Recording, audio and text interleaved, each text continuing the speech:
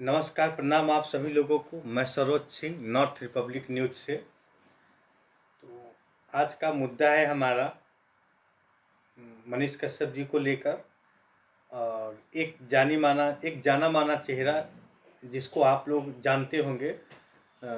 इसको हटाइए। बहुत अच्छी तरीके से आप उस शख्स को जानते होंगे।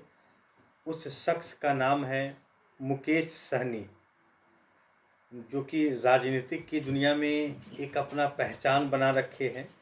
एक अपना नाम है उनका। उनका अपना उनका अपना नाम भी है, और वो क्या कहते हैं कि मुकेश सहनी जिनका नाम है। तो मसला क्या है, चर्चा का विषय ये है हमारा उनके साथ कि जब विधानसभा का जब चुनाव हुआ था तो गठबंधन में ये सब लोग चुनाव लड़े थे, सभी लोग अपनी अपनी पार्टियां। तो उसमें जब क्या कहते हैं उसको, जब जब इनका मुकेश सहनी जी के साथ जब धोखा हुआ चुनाव होने से पहले ही, तो बीजेपी के साथ ये मतलब कि चुनाव लड़े थे तो ये 4 सीट जीता था। तो सहनी जी का तो एक तो पहले क्या हुआ था कि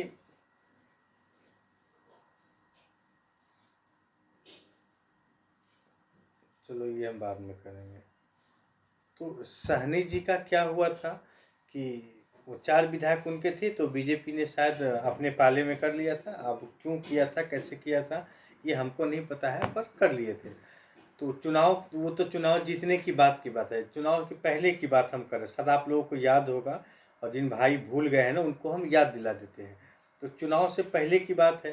तो चुनाव से पहले की बात में क्या होता है कि तो तेजस्वी यादव जी के साथ जब ये कॉन्फ्रेंस कर रहे थे, तो उस समय बोल रहे थे कि पीठ में छुरा भोंक दिया।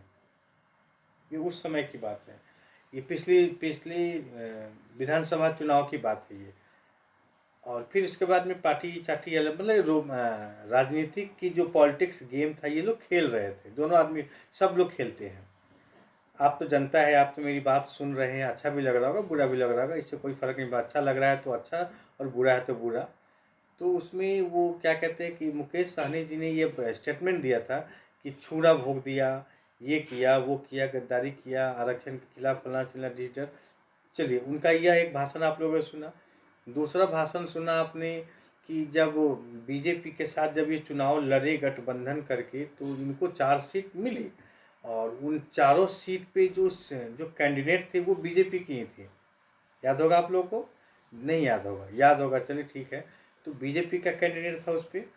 तो चारों सीट पे वो मुकेश सहनी के जो एमएलए जो विधायक थे, वो 4 सीट पे जीत गए। तो जीत गए तो इनको मंत्रालय भी मिला। तो मंत्रालय मिला तो इनको लगा, मुकेश सहनी जी को ये लगा कि भाई अब तो विस्तार, हमारा पार्टी जो है वो विस्तार हो रहा है। तो भाई किसी को भी लालच होता है, विस्तार हो रहा है, तो ये अब लगे अटपटांग सी कामों को करने के लिए। तो फिर कुछ दिन चला, कुछ तालमेल नहीं जमा बीजेपी और उनका, तो गठबंधन टूट गया। तो टूट गया तो इनका सारा विधायक जो था वो बीजेपी में समर्थन कर दिए। तो चलिए कहानी खत्म हो गई। तो अब ये उस दिन से कभी विकास यात्रा, तो कौन यात्रा, विकासशील यात्राओं का सिलसिला इनका जो है ना शुरू हो गया। फिर वो यूपी में गए, फूलन देवी के नाम पे यात्रा, बहुत सारी यात्राएं इनका देखा होगा। देखिए, असल यात्रा अब शुरू होगी जो मैं आपको बता रहा हूँ। तो इसकी असल यात्रा क्या थी, तो उस समय क्या बोले कि पीठ में खंजर भोंक दिया। और अब देखिए, और ये बीजेपी के चक्कर में घूम रहे थे, सहनी जी थे कि घूम रहे थे कि किसी भी तरह हमको टिकट मिले बीजेपी से और हम चुनाव लड़े। तो इनको भाव नहीं मिला, इनको जगह नहीं दी गई। तो ये अब इनके पास क्या बचा, तो ये भागे भागे अपना आ गए, फिर पुनः आरजेडी में आ गए।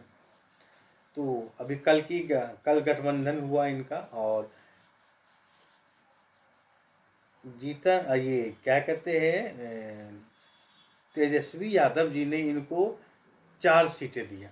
तो 4 सीटें दिया इनको, मधुबनी, झंझारपुर और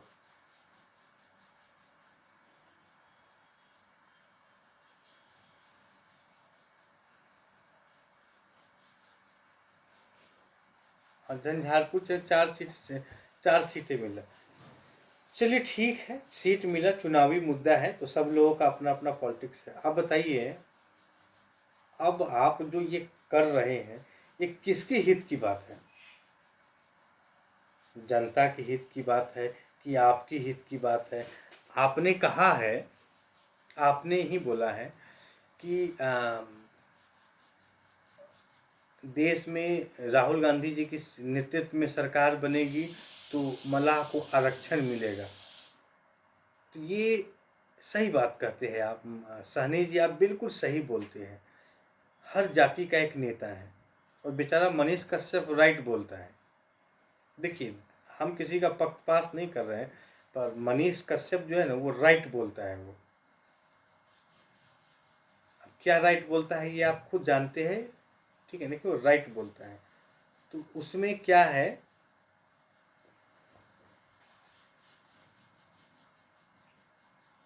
तो उसमें क्या है कि पीठ में खंजर घोंप दिए, तो ये सब चीज़ें हैं।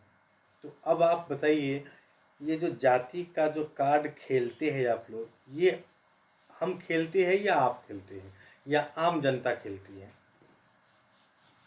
इसका जवाब आपके पास कोई नहीं जवाब होगा। तो इसके जवाब है, ये जाति कार्ड राजनेता खेलते हैं और हम उसके चर्चाओं में उलझ कर आपस में लड़ जाते हैं। तो सहनी जी, बिहार की जनता आपकी अपने जाति के लोग आपको वोट नहीं देंगे, क्योंकि हाँ वोट देंगे अगर आपके जाति के लोगों को अगर एक चीज़ याद होगा कि मुझे आप कहे थे कि पीठ में खंजर घोंप दिए और अब गले लगा लिए, उसको अगर ये बात याद होगा ना तो आपको वोट नहीं देगा कोई। और वोट की तो खैर बातें छोड़िए, राजनीति क्या है इस बार की पॉलिटिक्स क्या है। बिहार की पॉलिटिक्स साफ सुथरी है। क्या है पॉलिटिक्स साफ सुथरी, मैं बताता हूँ। साफ सुथरी पॉलिटिक्स ये है कि मैं बिहार की बात कर रहा हूँ। नरेंद्र मोदी जी ने ही कहा था कि नीतीश कुमार जी के लिए दरवाजे पूरी तरह बंद हो चुके हैं। अमित शाह, राजनाथ सिंह, बड़ा से बड़ा नेता जो बीजेपी लीडर है ना, वो सब लोग बोले थे। तो भाई चुनाव का वक्त आ गया, ऐसा होता रहता है कि जब चुनाव का वक्त आया तो मोदी जी को लगा कि नहीं भाई अब कुछ नया 400 पार हमको चाहिए, अब ये सब तो उलझाना होगा। तो मोदी जी ने भी एक गेम ओवर किया, गेम प्लान किया कि चलो नीतीश कुमार को मिला लो, तोड़ के गठबंधन। तो नीतीश कुमार जी का समर्थन है। अब नीतीश कुमार जी को मुंह से एक बार भी इस चुनाव में नहीं कहीं सुनेंगे कि विशेष राज्य का दर्जा दिया जाए। मैं पूरी बिहार की जनता से बात पूछना चाहता हूँ, कोई कह दे कि कोई भी कह दे कि सरोज सिंह जो बोला वो झूठ बोला कि सही बोला, 1% नीतीश कुमार विशेष राज्य का दर्जा के शब्द पे एक शब्द नहीं बोलेगा। जैसे ही उसके गठबंधन चाहता हूँ, चलो ये तो अभी चुनाव के मुद्दे की बात आते हैं, करेंगे। तो चलिए, बीजेपी ने इनको 16 सीट दिया बिहार में और बाकी सीटों पे ये खुद लड़ेंगे और 1-2 सीट इधर उधर, 40 सीट है टोटल बिहार में लोकसभा के। तो वो लड़ेंगे, चुनाव लड़ेंगे, मान लीजिए। अच्छा, अब जहाँ से बीजेपी लड़ेगी वहाँ से जदयू नहीं लड़ेगी, कंफर्म है। अच्छा, दूसरी बात क्या है कि बीजेपी उन सभी सिटिंग सीटों पे चुनाव उतारेगी, अपना कैंडिडेट उतारेगी जहाँ से जीत निश्चित हो जाएगा उसका। तो मान लीजिए कि 16 सीट उतारते हैं। देखिए, पूरे इंडिया में 400 सीट की बात है, 200 प्लस 400 प्लस पूरे इंडिया की बात है, ये एक प्रॉपरली बिहार का नहीं है, ठीक है। तो 16 सीट बिहार में वो जीत गए। ऐसे करके पूरे देश में वो अगर जीत जाते हैं तो 400 पार चला जाएगा अपने बलबूते पे। अच्छा, मान लेते हैं कि अपने बलबूते पे अगर हम चुनाव नहीं भी जीत पाते हैं तो हम इसके लिए गठबंधन करके रखे हैं। अच्छा, आपको क्या लगता है कि बिहार में जहाँ से आरजेडी चुनाव लड़ेगी ना, वहीं से या तो नीतीश कुमार की पार्टी होगी या फिर आरजेडी की पार्टी होगी, बीजेपी। अच्छा, बीजेपी और बीजेपी और जदयू एक जगह से चुनाव नहीं लड़ेगी। जदयू जब भी चुनाव फाइट करेगी तो वो आरजेडी के सीट पे, और आरजेडी फाइट करेगी बीजेपी की सीट पे। जदयू बीजेपी के सीट पे कभी फाइट नहीं करेगा। अगर मान लेते हैं तो देखिए प्रोपगंडा है, सिस्टम है कि ना हम एक सीट, मान ली कि 16 सीट जीते, 16 सीट पे अगर 5 गो सीट नीतीश कुमार जीत जाए, 5 गो जदयू आरजेडी जीत जाए, तो बताइए क्या करिएगा आप लोग? नेता कहलाने के लायक है आप लोग? तो 400 सीट का बाजी मार गया ना। तो बिहार के लोगों को ये लोग बुर्बक बनाते हैं, और हम सब बुर्बक बनते हैं रोजाना, समझ रहे हैं ना? आप तो रहते हैं, सुबह घर से निकलते हैं, ड्यूटी पहुंच गए, शाम को आया, खाया पिया, चाउमीन किया, आप सो गए, कुछ नहीं। तो ये है राजनीति, इसी को कहते हैं राजनीति। यानी बीजेपी टोटली 400 सीट पे जीतने जा रही है, ठीक है ना? क्या जा रही? जीतने जा रही है। तो भाई ये बिहार है, और बिहार में क्या पूरे इंडिया की राजनीति कहाँ कब कैसे पलट जाए कोई नहीं आता है। फिलहाल मिला जुला कर मुकेश सहनी जी फिर धोखा खा गए। तो जाति के नाम पर आप बांटते हैं किसी को, हम लोग नहीं बांटते, जनता नहीं बांटती, जनता इतना फुर्सत नहीं होता है। तो दोस्तों ये है आज मुकेश सहनी की सच्चाई। जो मनीष जी, जो बार बार मैं मनीष का भक्त हूँ भाई, इसलिए उसका नाम आ जाता है। मैं अक्सर उसी के नाम पे वीडियो बनाता हूँ, उसकी अच्छाइयों को भी दिखाता हूँ और उसकी बुराइयों को भी दिखाता हूँ, मुझे अच्छा लगता है। और उसमें क्या है